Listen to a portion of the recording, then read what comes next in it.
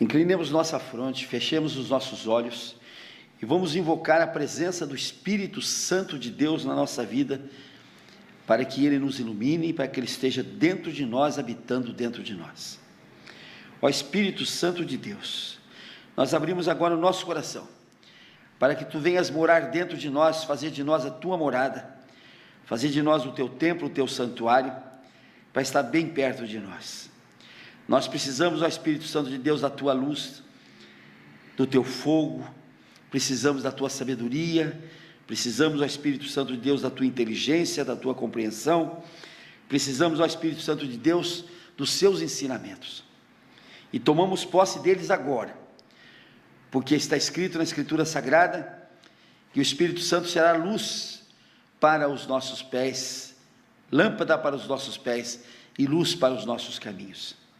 Está escrito que Ele vai nos instruir, que Ele vai nos ensinar, para que nós saibamos qual é a boa, perfeita e agradável vontade de Deus.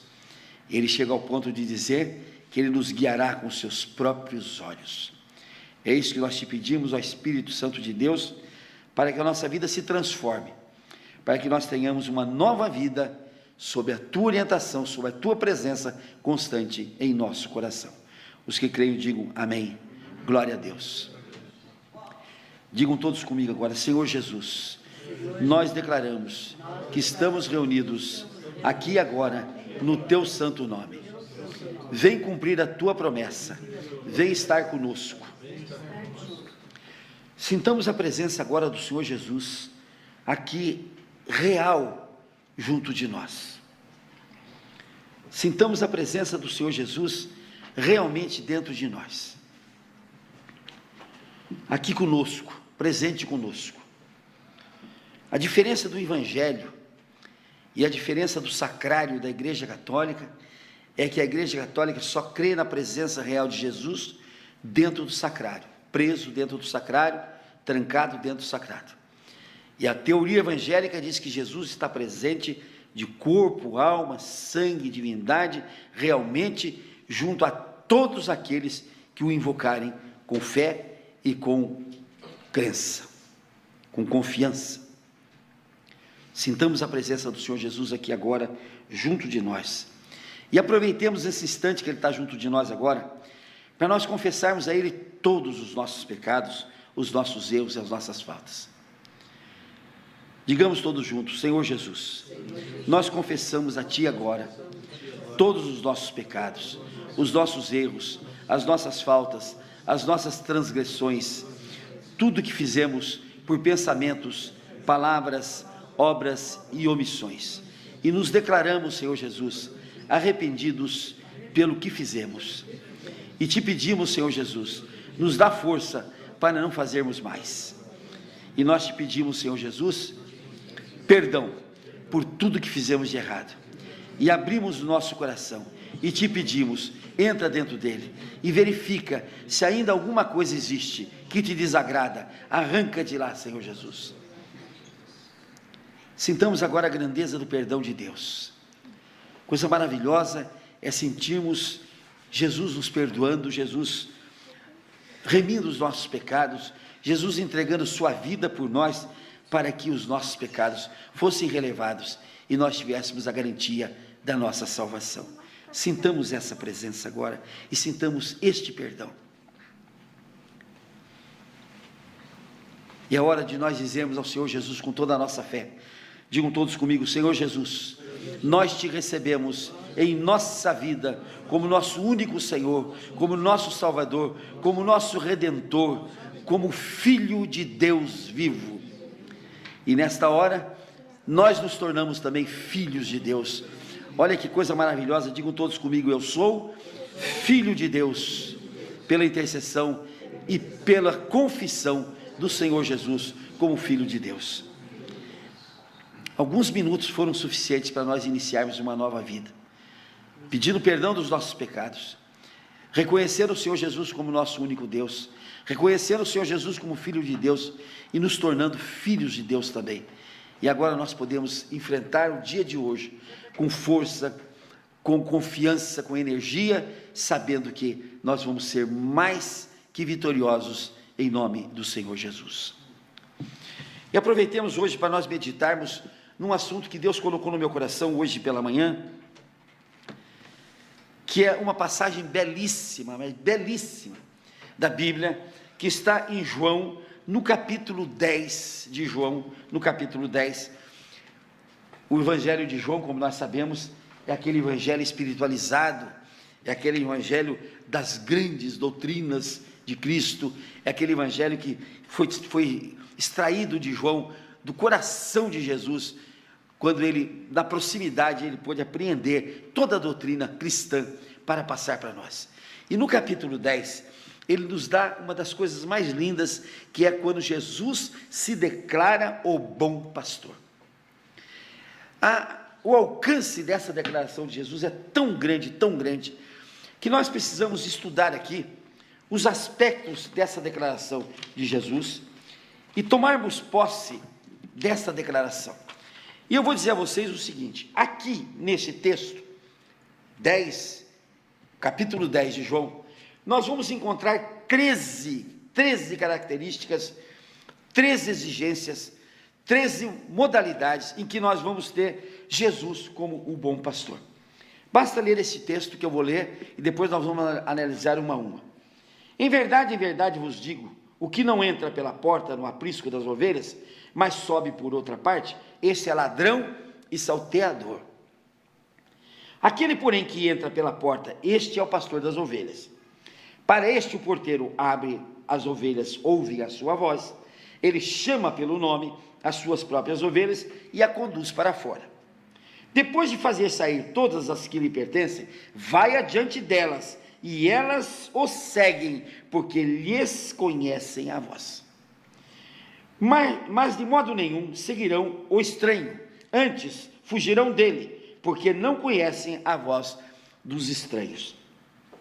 Jesus lhes propôs esta parábola, mas eles não compreenderam o sentido daquilo que lhes falava. Jesus falou aos apóstolos e eles não entenderam, mas nós vamos fazer todo o esforço para nós entendermos essa palavra de Cristo e colocarmos na nossa vida. Jesus, pois, lhes afirmou de novo: em verdade vos digo, eu sou a porta das ovelhas. Todos quanto vierem antes de mim são ladrões e salteadores, mas as ovelhas não lhe deram ouvido. Eu sou a porta, se alguém entrar por mim, será salvo, entrará e sairá, e achará pastagem. O ladrão vem somente para roubar, matar e destruir. Eu vim para que tenham vida e a tenham em abundância. Eu sou o bom pastor. O bom pastor dá vida pelas suas ovelhas. O mercenário que não é pastor, a quem não pertence as ovelhas, vê vir o lobo, abandona as ovelhas e foge. Então o lobo as arrebata e as dispersa. O mercenário foge, porque é mercenário e não tem cuidado com as ovelhas. Eu sou o bom pastor, diz Jesus. Conheço as minhas ovelhas e elas me conhecem. Assim como o Pai me conhece a mim, eu conheço o Pai e dou a minha vida pelas ovelhas. Ainda tem outras ovelhas, não desse aprisco. A mim me convém conduzi-las, elas ouvirão a minha voz. Entrarão e haverá um só rebanho e um só pastor. Porque o Pai me ama, porque eu dou a minha vida para a reassumir. Ninguém a tira de mim, pelo contrário, eu a dou espontaneamente. Tenho autoridade para entregar e também para reavê-la, este mandato recebido do Pai. Vamos estudar agora essa passagem assim, para nós compreendermos bem o que é que Jesus quis dizer e o que isso se aplica na nossa vida. Em primeiro lugar, é preciso no versículo 3, que a gente ouça a voz de Jesus. Jesus está constantemente falando para nós. E o que nós devemos fazer é ouvir esta voz. Ouvir esta voz. E o que é importante, ainda que nós vamos encontrar no versículo 4, é reconhecer a voz de Jesus. Este é o grande problema. Vozes vêm falando para nós a todo momento. Nós precisamos ouvir a voz de Cristo. E temos de reconhecer a voz de Cristo. Muita gente vive reconhecendo a voz do cão, a voz do Satanás, a voz do ladrão, a voz do salteador, e não reconhece a voz de Cristo. aquela voz maravilhosa que nos chama para a salvação, que nos chama para uma vida nova. Então, a primeira coisa, nós temos de ouvir a voz de Jesus. Segunda coisa, nós temos de reconhecer a sua voz. Coisa mais interessante que nós vamos encontrar ainda no versículo 3, é que ele diz assim, que ele, no versículo 14, aliás, que ele conhece as suas ovelhas. Então nós temos de ter certeza de que Cristo nos conhece, por isso Ele está ao nosso lado, por isso Ele deu a vida por nós, porque Ele nos reconheceu. Ele não deu a vida geral, não, eu vou morrer aqui agora para todo mundo, não, eu vou morrer pelo Francisco, pelo outro Francisco ali, vou morrer por cada um que estão aqui, morrer por cada um que está nos ouvindo, porque Ele conhece. Aí que está a coisa mais interessante, Ele nos conhece, e no versículo 3 ele diz assim, e Ele nos chama pelo nome. Olha que Deus que nós temos, olha que Jesus que nós temos. Ele fala, nós temos de reconhecer a voz dele, Ele nos conhece e Ele nos chama pelo próprio nome. Isso é a coisa mais bonita. Não é aquela pessoa que diz, não. Ô Francisco, ô Fernando, ô Elias, ô Giovana, ô Elisete, ô Selmo. É cada um, ele chama pelo nome. Por isto é que a ingratidão diante de Cristo, quando Ele nos chama pelo nome, é muito grave. Porque Ele nos conhece, Ele nos ama a ponto de nos dar a vida, e Ele nos chama pelo nome. E só nós não vamos a Ele quando não quisermos, porque Ele tem o cuidado, o carinho de nos chamar pelo próprio nome. Vem aqui, diz assim, Ele nos conduz e vai à nossa frente. Olha que coisa interessante, Ele nos conduz e vai à nossa frente. É aquele que, além de nos chamar pelo nome, além de nos reconhecer, Ele diz, eu vou conduzir você à vitória, e eu vou à tua frente para você vencer. Qual é aquele que se propõe a ir na nossa frente? Qual é aquele que se propõe a nos guiar? Qual é aquele que nos propõe a nos levar para a vitória? É o próprio Cristo que diz, me sigam, que eu vou à frente de vocês. Ele vai adiante de nós, está escrito aqui, Ele vai adiante de nós, e nós temos de segui-lo. Veja bem aqui, o que Ele nos alerta? Não seguir a estranhos. Aliás, esse capítulo 10, ele tem uma riqueza exuberante, porque além dele proclamar Cristo o pastor, além dele proclamar Cristo o bom pastor, ele nos alerta dos ladrões, dos salteadores, dos estranhos, das vozes estranhas que nos chamam. Além dele dizer, eu sou o bom pastor, ele diz, cuidado, porque ao redor de vocês está aquele que é ladrão, que é salteador, que é estranho, que vocês não devem seguir.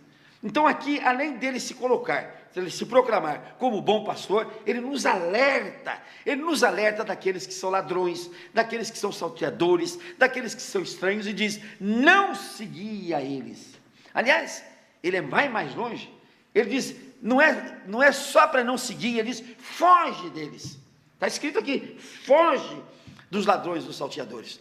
Então Cristo, além de nos alertar dele, ele manda a gente não seguir, e ainda diz, não sigam e fujam deles. Não sigam e fujam deles. Ele diz, eu sou a porta. Então nós temos de reconhecer que Jesus é a porta, e ele diz, aquele que entrar nesta porta será salvo, e terá a vida eterna. Nós temos de entrar para essa porta, que é a porta que é Jesus.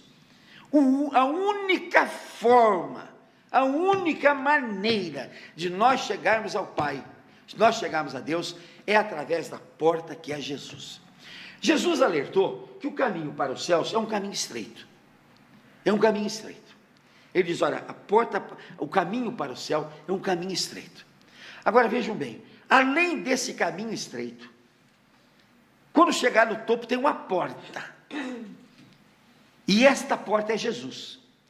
Quem não abrir essa porta, quem não entrar por essa porta, quem não chegar nesta porta, não vai chegar à bem-aventurança eterna. Só se vai chegar através dele, Jesus. Foi o que ele disse. ninguém vem ao Pai senão por mim. Por isso eu alerto, povo meu querido, meu povo católico, Maria nenhuma vai levar você a Deus, santo nenhum vai levar você a Deus, porque eles ainda não chegaram lá, estão dormindo, esperando a 7ª trombeta tocar, a vinda de Jesus, para julgar os vivos e os mortos. Não acredite no julgamento de ninguém. Ninguém tem autoridade para dizer, fulano é santo, está no céu, fulano não é santo e está no inferno. Ninguém tem essa autoridade. Nem o Papa, que vocês têm como a cabeça da igreja, e a cabeça da igreja não é o Papa, é Jesus. A pedra fundamental da igreja não é o Papa, é Jesus. Pedra fundamental, cabeça da igreja e porta para o céu. Ninguém pode tirar esta honra de Jesus. E digo mais, a igreja católica não entende Jesus presente nesse mundo, tanto que ela diz que o Papa é o representante de Jesus nessa terra. Olha, se Jesus está presente aqui, por que ele precisa de representante? Se eu estou presente aqui, falando a vocês agora, por que eu preciso mandar um representante aqui? Fulano de tal está me representando, meu filho está aqui, eu podia dizer, meu filho é meu representante, é nada, eu estou presente. O dia que eu não vier aqui, eu posso ligar para ele, Selmo, me substitui lá, pastor Paulo está aqui, eu não preciso dizer que ele é meu representante, não é? Quando eu não vier, eu digo, Paulo, por favor, faz a prédica. Mas aquele que não crê em Jesus presente neste mundo, este nomeia alguém para representar Jesus aqui. Por isso eu não reconheço ninguém como representante de Jesus nessa terra, porque ele está presente, ele mora dentro de mim. Ele disse, eu e o Pai faremos morada naqueles que me amam. Por que é que eu preciso colocar um representante? Para me distanciar Jesus de mim. Vejam bem, para distanciar Jesus de mim. E como eles distanciam Jesus do povo, então para eles poderem disfarçar, ele diz, mas Maria está presente em vocês. E para poder querer botar mais perto, tem Maria de Fátima, Maria da Glória, Maria do Conselho, Maria do Socorro, Maria do Desterro, Maria de Lourdes, Maria de... Olha, 200 Maria. Olha, por que tem 200 Maria? Uma só não seria suficiente se ela fosse toda poderosa? Mas é porque eles afastam Jesus, e quando eles afastam, eles têm de botar um monte de representante de Jesus, para ver se as pessoas conseguem chegar a Jesus, porque não é mais fácil, gente, abrir aquele sacrário, tirar Jesus dali, Jesus está livre, está ali perto, para entrar real no coração de todo mundo. Aí eles dizem que existe 2 naturezas de Jesus, uma real, que é aquela que está dentro do sacrário trancada, e o Jesus fantasma, que está por aí pelo mundo, o Jesus fantasma que está aí pelo mundo. Gente, Jesus é um só, real, de verdade, corpo, alma, sangue, divindade, presente em todos os lugares daqueles que querem recebê-lo. Jesus é a porta, e só quem entrar por essa porta vai chegar no reino de Deus. Anotei mais algumas coisas aqui. Ele dá a vida por nós. Mas veja que coisa interessante, no mesmo tempo que ele diz aqui que Jesus dá a vida por nós, que é uma coisa maravilhosa, que é uma coisa linda, que ele dá a vida por nós, e tanta gente nesse mundo já deu a vida por este mundo. Outro dia nós vimos, por exemplo, o exemplo de Gandhi. Gandhi morreu, magricela, esquálido, falando de paz para o mundo. Nós vimos quantas outras pessoas se martirizaram nesse mundo, se colocaram fogo no próprio corpo, para poder dizer que estavam morrendo pelo povo, mas um só, deu a vida e a reassumiu, ele diz assim, eu dei a minha vida, e depois eu reassumi com a minha ressurreição. Gente, só ele, e mais ninguém, teve a vida entregue. Veja bem, ele diz assim, ninguém a tirou de mim, eu a dei. E vamos na cruz para ver como é que Jesus morreu. Jesus disse, Pai, nas tuas mãos, Pai, eu entrego de livre e espontânea vontade a minha vida. Ninguém matou Jesus.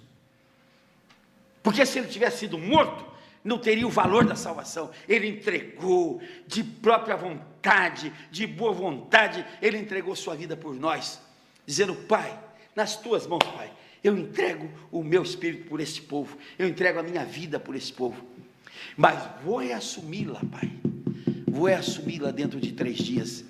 Jesus, na frente do templo, os discípulos dizendo: olha que templo maravilhoso. Jesus diz assim: eu destruirei esse templo, eu destruirei. Ele morreu de própria vontade por nós. Ele diz: mas em 3 dias eu vou reconstruí-lo.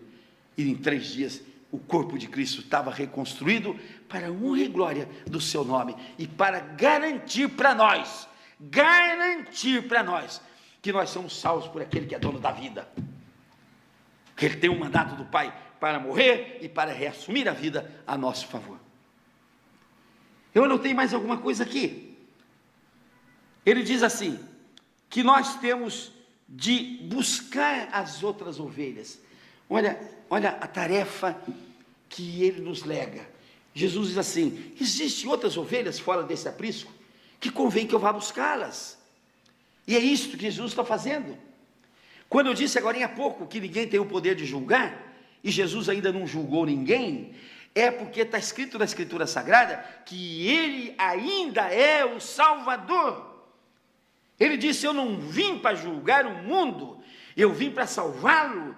E ele continua buscando a salvação de todos. Ele ainda não está julgando ninguém. Na hora que ele vier para julgar, pelo amor de Deus, quando a trombeta tocar, que ele vier com seus exércitos de anjo, e todos nós, todos, inclusive o São Francisco, o São Joaquim, o São Jerônimo, o São Expedito, o São Gabriel, o São Manuel, o santo não sei das quantas, o santo Tacarupita, não sei mais o que, todos nós vamos dar presente dele, e ele vai julgar um a um. Ele vai julgar um a um. Aqueles que forem santos de verdade vão subir com ele. Eu sempre digo uma coisa: Deus não iria permitir esta injustiça para mim e nem para vocês. Qual é a injustiça? Que já tivesse no céu alguém gozando das bem-aventuranças do céu. Aí eu ia ficar muito bravo. Mas por quê? Por exemplo, Francisco de Assis estaria lá, o São Francisco, estaria lá já há 1000 anos, gozando das delícias dos céus, e eu estou aqui ainda nessa terra. Por quê? Que justiça é essa de Deus? Deus não faria isso comigo? E quando eu chegar no céu, se eu encontrar gente lá primeiro que mim, mas vai ser uma briga danada, porque temos de entrar todos juntos. Deus não iria cometer essa iniquidade de me botar 1000 anos atrasado do tal do São Francisco de Assis. Não, vamos entrar todos juntos, no dia que Jesus vier fazer o julgamento. Os salvos vão subir todos juntos, ao mesmo tempo, vamos todos para a glória, ao mesmo tempo com ele.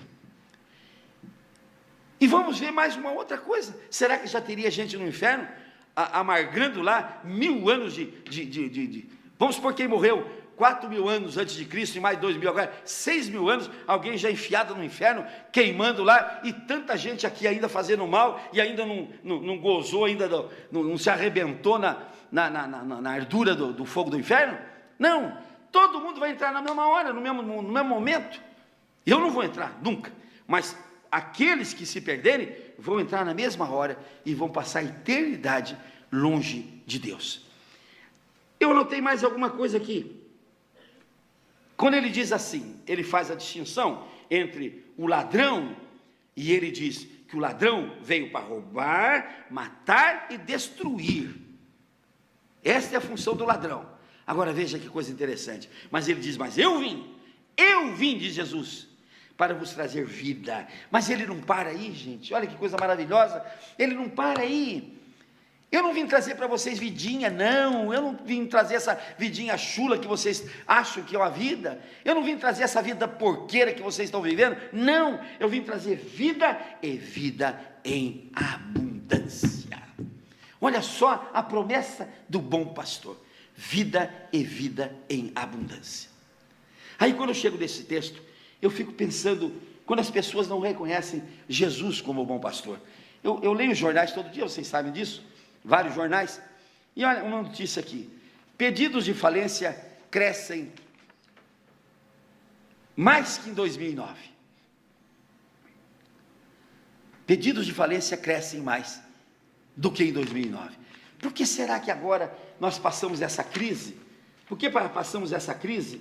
E por que o pedido de falência, ele cresce? Tenho certeza de uma coisa: esse pessoal que estão indo à falência não reconhecem Cristo como seu pastor, não tomam posse da vida em abundância que o Senhor Jesus tem para eles. Porque se tomasse posse da vida em abundância que Jesus tem para eles, a vida que Jesus nos dá em abundância é vida plena, total, é vida espiritual, é vida física, é vida mental e é vida emocional, e é vida completa. Então a vida econômica, financeira também faz parte do bom pastor. E aqueles que estão indo à falência é porque não reconhecem esse Jesus como bom pastor. Temos aqui uma outra notícia, olha que coisa terrível. No ensino superior, 38% dos alunos não sabem ler e escrever plenamente. Vocês atinaram com a notícia dessa? Atinaram com a notícia dessa? Vou repetir: no ensino superior, 38% dos alunos não sabem ler e escrever plenamente. E sabe por que não sabem? Sabe por que não sabem? Porque não buscam o Espírito Santo de Deus para os instruir, para os ensinar. No ensino superior, 38% dos alunos não sabem ler e escrever plenamente. Ontem, no meu café, eu tive uma satisfação tão grande, mas tão grande, que eu não posso deixar de relatar aqui. Nós estávamos tomando café, quando chegou o amigo de todos vocês, o nosso amigo Caio. E eu sei que ele faltou outro dia, porque ele foi fazer uma prova para delegado da Polícia Federal. Uma prova ainda de treinamento. E eu perguntei a ele: como é que você foi, Caio? Ele disse: olha, graças a Deus eu tive 89% de acerto. Aí eu parei um pouquinho e falei para ele assim: você invocou o Espírito Santo? Ele disse: é o que eu faço todos os dias. E ele esteve comigo na hora desta prova. Vamos aplaudir o Espírito Santo?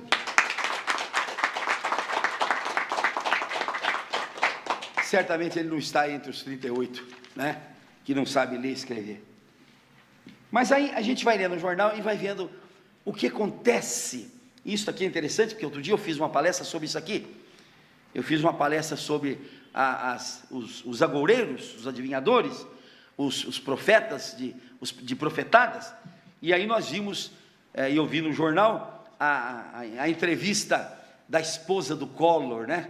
Da esposa do Collor, dizendo que ele passava até 3 dias nos porões da Dinda, deitado em esteiras, né? Deitado em esteiras, invocando entidades para que desse sorte para ele, né? Para que desse sorte para ele. Olha aqui. E quando nós pregamos sobre os agoureiros, sobre os feiticeiros, quando nós pregamos sobre os videntes, o que nós dissemos aqui? Nós não demos 2 exemplos? Demos exemplo do rei Saul, que perdeu o seu reino. Uma das causas foi quando ele foi consultar a pitonisa vidente lá, que era para chamar Samuel a vida de novo. E não vimos o exemplo do rei Manassés? O que aconteceu com o rei Manassés?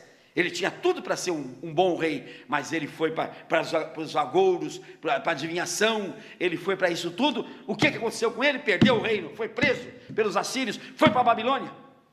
E ele só conseguiu sair da mão dos assírios da Babilônia quando ele se prostrou diante de Deus, pediu perdão pelo que fez, e quando ele se colocou de novo na presença de Deus, para buscar uma nova vida diante de Deus, de uma outra forma. E aí Deus restituiu a ele o reino. Então agora eu descobri,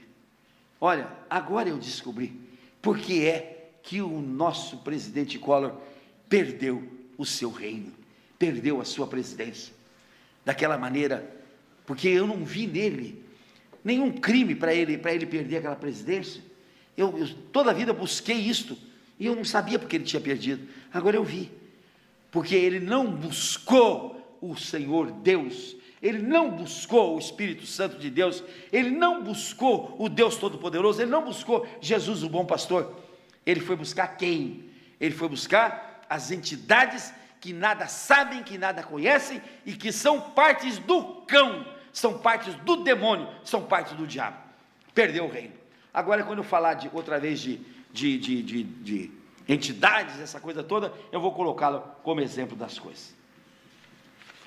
Gente, olha aqui, esse homem é conhecido meu, lá de Baracaí, homem de 80 anos, fica preso 4 dias no carro.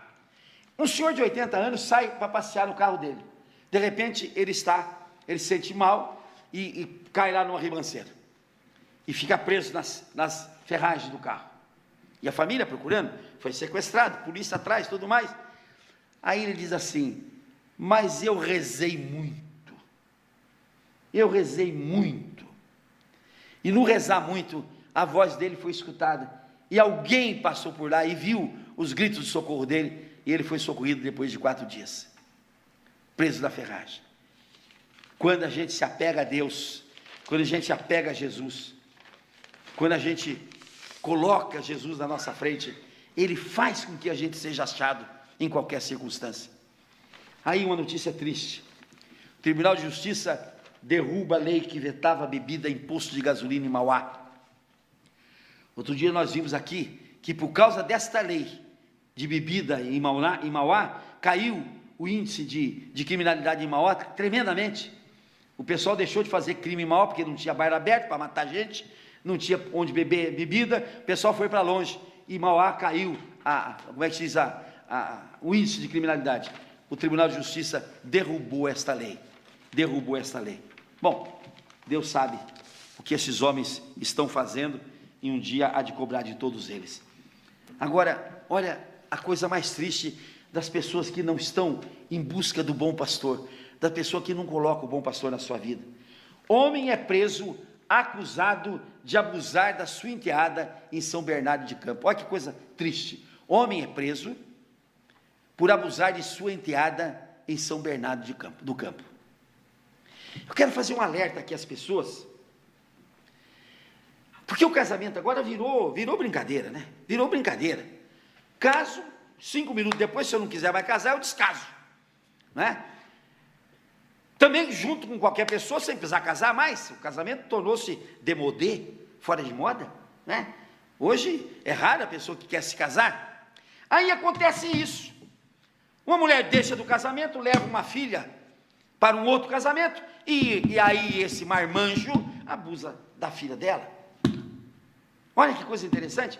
Quando a pessoa sai do aprisco de Jesus, ele está sujeito a isso tudo.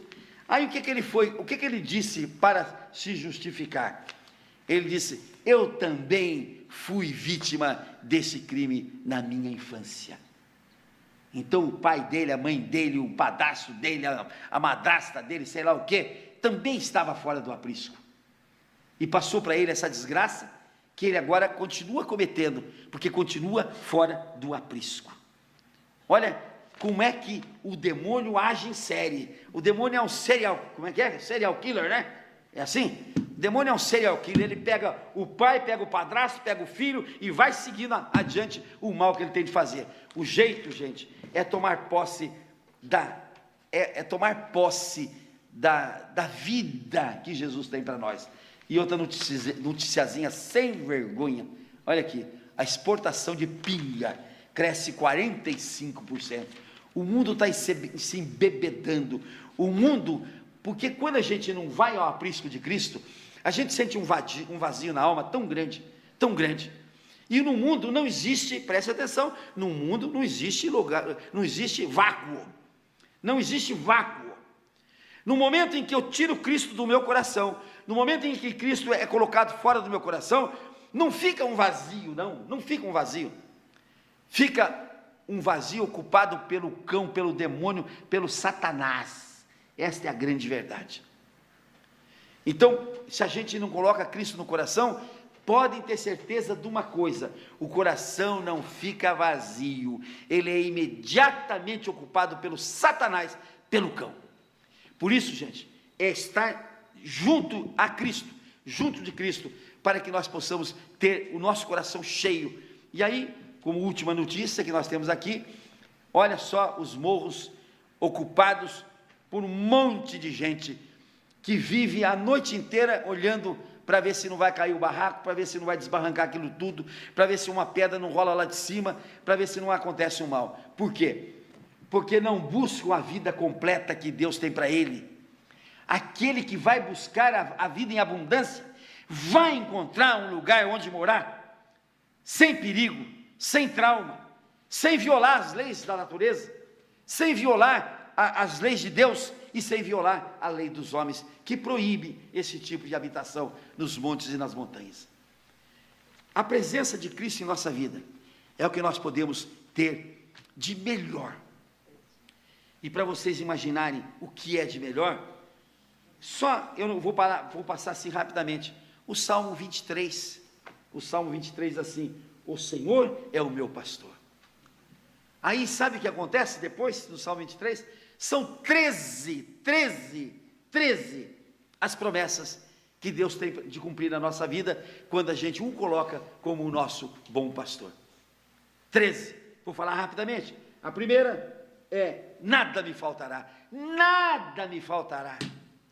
Quando eu coloco Jesus como meu pastor, nada vai me faltar, nada vai me faltar. Não vai faltar casa para eu morar, não vai faltar educação para meus filhos, não vai faltar o Espírito Santo na minha vida para saber o que eu devo falar, o que eu não devo falar, não vai faltar o Espírito Santo para me fazer passar num vestibular, nada me faltará, nada me faltará. Ontem nós vimos no Salmo 91, que nenhum mal nos sucederá. Aqui ele promete: nada nos faltará. Olha a vida com Cristo como é que é: nada nos falta e nenhum mal vai nos acontecer. O segundo, ele vai nos fazer repousar em pastos verdejantes. Gente, pasto na Bíblia significa abundância, significa fartura, significa abundância, significa fartura. Hoje no Globo Rural eu vi o gado lá como é que chama, do Mato Grosso do Sul. Eles estavam filmando as pastagens, porque choveu muito, e as pastagens brotaram, e está aquela pastagem alta, e aqueles boi gordos, 40 quilos a mais cada um, porque estava em pastagem boa, e eles estavam tão contentes, tão alegres, que eles fizeram pose para a câmera, né? Fizeram pose, a boiada inteira voltada, acho que é a luz da câmera, voltada para a câmera, a satisfação dos bois, pastando em pastos verdejantes. Olha, nós não somos boi não, mas somos ovelhas de Cristo. Vamos pastar em pasto verdejante com Ele, na abundância que Ele tem para nós. Leva-me junto às águas de repouso. É o Espírito Santo que vai nos dar o repouso, a tranquilidade. Olha aqui: refrigera a nossa alma. Gente, quanta gente está com a alma fervendo no pecado, no erro, no vício, na angústia, na aflição. Quanta gente fervendo na alma, na alma fervendo de pecado, de erro, de tudo quanto é coisa errada. E Jesus, quando a gente o coloca como bom pastor, ele refrigera a nossa alma. Ele nos guia pela vereda da justiça, por honra do nome dele. Veja que coisa interessante. Ele nos quer bons cidadãos para a honra do nome dele. E continua aqui: ainda que eu ande no vale da sombra da morte, eu não vou ter medo de nada, porque ele está comigo. Olha que coisa interessante. Tanta gente escondida debaixo da cama, com medo de todas as coisas, com medo de tudo, né? Quanta gente com a porta trancada. Ontem uma cliente minha ligou para mim e disse: olha, eu preciso construir um muro aqui na minha porta, porque a minha porta dá para a rua. E aqui passa muita gente que é criminoso, que é isso, que é aquilo, então eu preciso construir um muro, né? Eu disse para ela: minha filha, antes de você construir o seu muro, construa um muro do aprisco de Jesus na tua vida, para você ter força, para você ter proteção. Aí diz assim: e não tema nada. Olha que coisa mais linda: o teu bordão e o teu cajado me protegem. O bordão de Cristo é para destruir os nossos inimigos ao nosso derredor. Quando você olhar a sua volta cheio de inimigo, não queira você lutar contra os seus inimigos não, chame Cristo. Ele tem o bordão para acabar com todos os lobos, todos os leões, todas as onças, tudo aquilo que tiver à nossa volta. E o cajado dele, para que serve? Aquele cajado com aquele gancho, é para nos pegar nas horas que nós estivermos nos afastando. Ele vai lá, nos puxa para perto dele e diz que ele vai em nossa busca, coloca no seu seio, no seu colo e nos leva para o seu aprisco. Olha aqui, prepara uma mesa na presença dos meus adversários. Gente do céu, a nossa luta é de vitória, e o festejo da nossa vitória é numa mesa farta, em que todos serão convidados para festejar a nossa vitória. Unge minha cabeça com óleo, é o que nós vamos fazer aqui um pouco. Esse óleo faz com que nós sejamos protegidos e quebrados tudo aquilo que está contra nós, e o meu cálice transborda de bênçãos, gente, de bênçãos, bênçãos a cada dia. Bondade e misericórdia me seguirão para todo sempre, e eu habitarei na casa do Senhor por toda a minha vida. Eu sempre digo que o melhor negócio que eu fiz na minha vida foi conhecer a Cristo, o bom pastor, e quero morar no aprisco dele por toda a minha vida, para sempre. E os que creem digam amém, glória a Deus.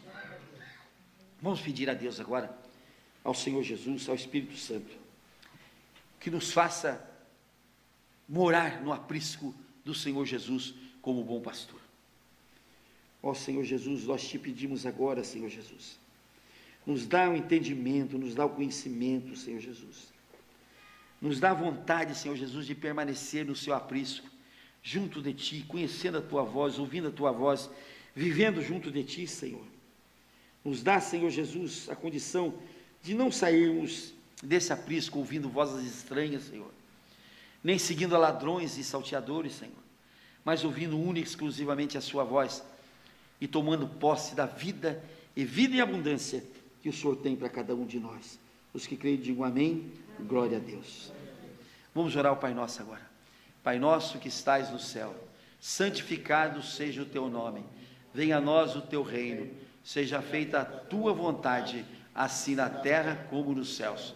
O pão nosso de cada dia nos dai hoje, e perdoa as nossas dívidas, assim como nós perdoamos aos nossos devedores, e não nos deixes cair em tentação, e nos livra, Senhor, de todo mal, porque teu, Senhor, só teu é o poder, o reino, a honra e a glória para todos sempre. Amém. Vamos aplaudir o Senhor Jesus? E vamos nos ungir, gente, para a vitória.